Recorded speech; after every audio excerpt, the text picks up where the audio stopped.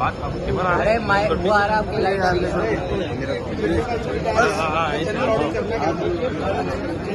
सजय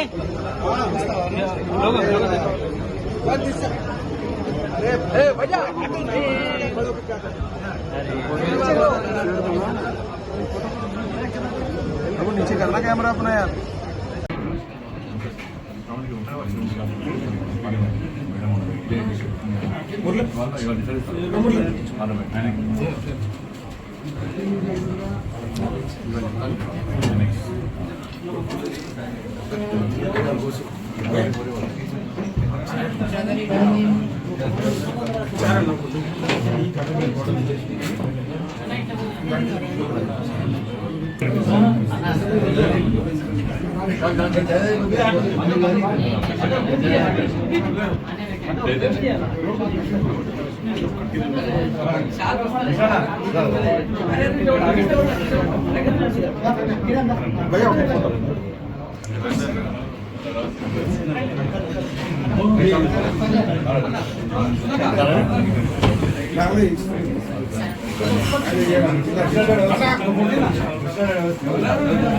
శ్రీరాములు అన్న కొంచెం బ్యాక్ అన్న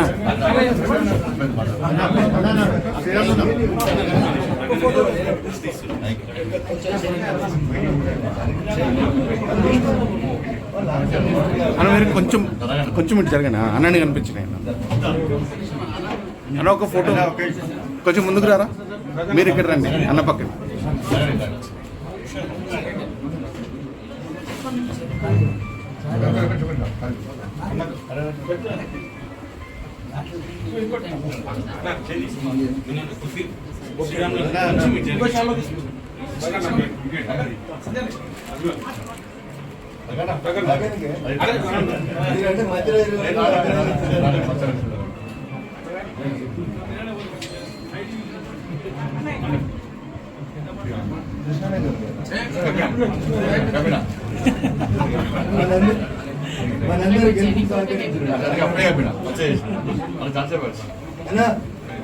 ఇది నీకే నేను నీకు కప్పాలి ఇప్పుడే గెలిచినాక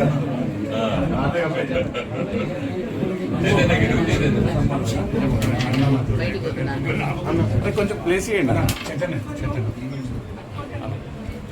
చంద్రం కూడా చేయన్నారు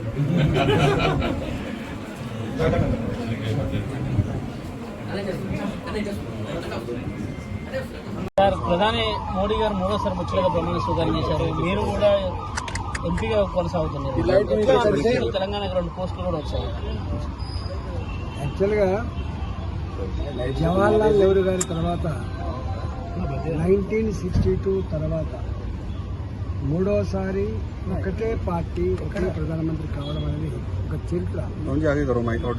ఇవాళ సంకీర్ణ రాజకీయాలే ఈ దేశానికి దిక్కు అని చెప్పి భావించే ఈ రోజుల్లో ప్రభుత్వం ఏర్పాటైతే ఎన్ని రోజులు ఉంటుందో ఎప్పుడు కూలిపోతుందో అని చెప్పి భావిస్తున్న ఈ రోజులలో బాజాప్తా 2014లో 2019లో 2024లో యావత్ దేశ ప్రజానికమంతా కూడా వాళ్ళ ఆత్మను ఆవిష్కరించి భారతీయ జనతా పార్టీ తన మిత్రపక్షాలకు కలిపి 296 సీట్లు గెలిపించి ఇవాళ మోడీ గారి పట్ల విశ్వాసం ప్రకటించిన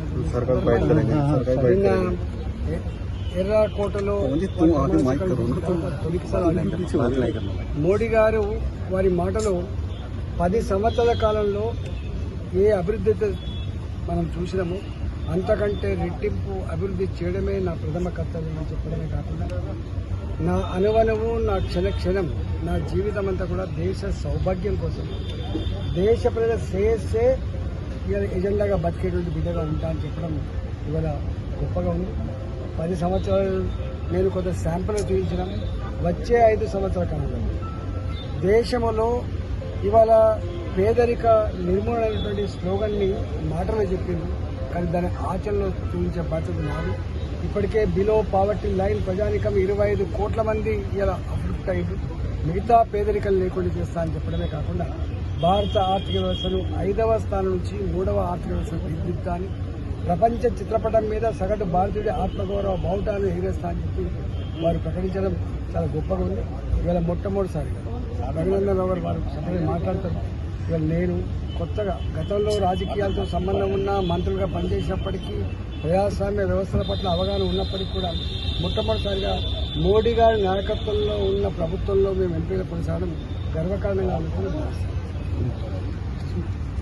సార్ థ్యాంక్ యూ.